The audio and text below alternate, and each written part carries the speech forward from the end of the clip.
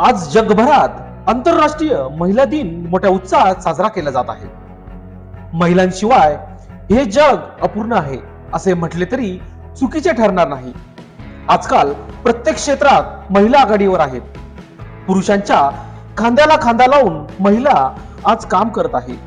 महिलांचे कर्तृत्व अधिक सक्षम करण्यासाठी आणि महिलांचे महत्त्व समाजापर्यंत पोहोचविण्यासाठी दरवर्षी जगभरात 8 मार्चला आंतरराष्ट्रीय महिला दिन साजरा केला जातो. आणि त्याच अनुषंगाने नाशिकच्या आंतरराष्ट्रीय बॉडी बिल्डर भारतश्री स्नेहा कोकणे पाटील यांनी जागतिक महिला दिनानिमित्ताने लोकशास्त्र न्यूजच्या माध्यमातून शुभेच्छा दिल्या आहेत.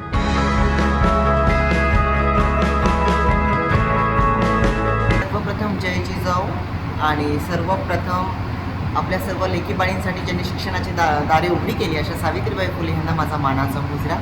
आज महिला दिवस आहे. मी प्रत्येक महिलेला एक संदेश देईल तुमच्या न्यूजच्या माध्यमातून की महिला दिवस हा 8 मार्च पुरता मर्यादित न ठेवता महिला दिवस हा स्वतः एका महिलेने स्वतःसाठी रोज साजरा केला पाहिजे. जर आपण रोज स्वयंपाकघरामध्ये सकाळची सुरुवात करतो, सूर्य रोज उगवतो, तर महिला दिवस हा एका दिवसापुरता मर्यादित नसावा. हा रोज आपण सेलिब्रेट मोठ्या जोमाने केला पाहिजे. आणि आजचं जे यंग जनरेशन आहे, महत्त्व म्हणजे मुली जे आज मी नाशिकमध्ये राहते, कॉलेज रोडला जिमला येते, तर कॉलेज रोडच्या आसपास बरेच असे कॅफे आहे, काही पान स्टॉल आहे, पानपट्टे आहे. तिथे मी जे बघते, जे आत्ताचं जनरेशन आहे त्याच्यामध्ये मुलांपेक्षा मुलींचं प्रमाण पानपट्टीवरती किंवा कॅफेमध्ये जास्त असतं.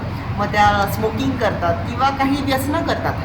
मी म्हणत नाही की आयुष्य खूप सुंदर आहे, आयुष्य खूप कलरफुल आहे, त्याचा आनंद घेतलाच पाहिजे, पण कुठल्याही व्यसनाच्या अधीन नाही गेलं पाहिजे. प्रत्येक गोष्टीचं एक वय असतं, एक एन्जॉयमेंट करण्याचं सुद्धा वय असतं, ते आपण केलंच पाहिजे. पण आपल्या परिस्थितीचं, आपल्या समाजाचं हे भान ठेवून आणि घरी आपले आईवडील आहे ह्यांची आठवण ठेवून आपण जगलं पाहिजे. व्यसन करायचं पण ते व्यायामाचं केलं पाहिजे. हे मी आजच्या दिवशी तुमच्या न्यूजच्या माध्यमातून सर्व तरुण मुलामुलींना एक संदेश देईल. आणि महिलांना पहिले सांगेल की स्वप्न बघायची असतात पण ती बघून झोपायची नसतात.